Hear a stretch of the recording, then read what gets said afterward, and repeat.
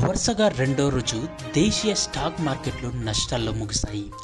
ఉదయం లాభాలతో ప్రారంభమైన సూచీలు మధ్యాహ్నం తర్వాత ఉసూరుమనిపించాయి. ఆసియా మార్కెట్లు నష్టాల్లో కొనసాగడం, మదుపర్లు లాభాల స్వీకరణకు మొగ్గు చూపడంతో సూచీలు నష్టాల్లో కొనసాగాయి.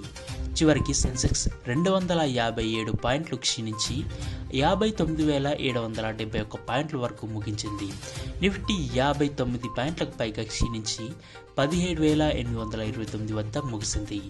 నేడు సుమారు 1,509 షేర్ అడ్వాన్సులైతే 1,662 షేర్ అడ్వాన్సులు క్షీణించడం జరిగింది. నేడు డాలర్తో రూపాయి మార్పు విలువ 74.47 వద్ద ఉంది.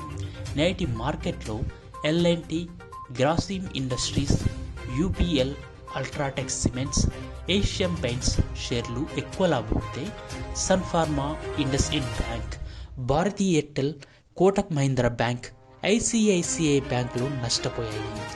సెక్టోరల్ ఫ్రంట్లో ఆటో, బ్యాంక్ ఒక్కటే 1% నష్టపోయి రిటాలిటీ, క్యాపిటల్ గూడ్స్ సూచీలు ఒక్కొక్కటి 1% నష్టపోయాయి.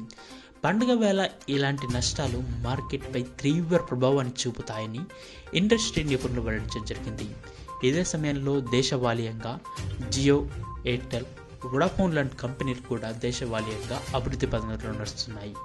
ఈ సూచీతో కాకుండా SBI, LIC IPOల దృష్టి కారణంగా చాలామంది ప్రజలు ఈ సెన్సెక్స్ మరియు నిఫ్టీపై పెట్టుబడులు పెట్టే అవకాశం లేకపోలేదని, వచ్చే సంవత్సరం లోపే సెన్సెక్స్ 60,000 పాయింట్ను సాధారణ స్థానాన్ని పొందే అవకాశం లేకపోలేదని ఇండస్ట్రీ నిపుణులు వెల్లడిస్తున్నారు.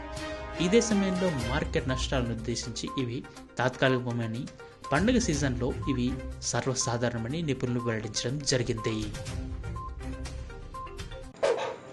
ఈ వీడియో నచ్చినట్లయితే లైక్ చేయండి, షేర్ చేయండి, సబ్స్క్రైబ్ చేయడం మాత్రం మర్చిపోకండి. పక్కనే ఉన్న బెల్ ఐకాన్ని ప్రెస్ చేసి నోటిఫికేషన్ రూపంలో మా ప్రతి వీడియో మీరు పొందవచ్చు.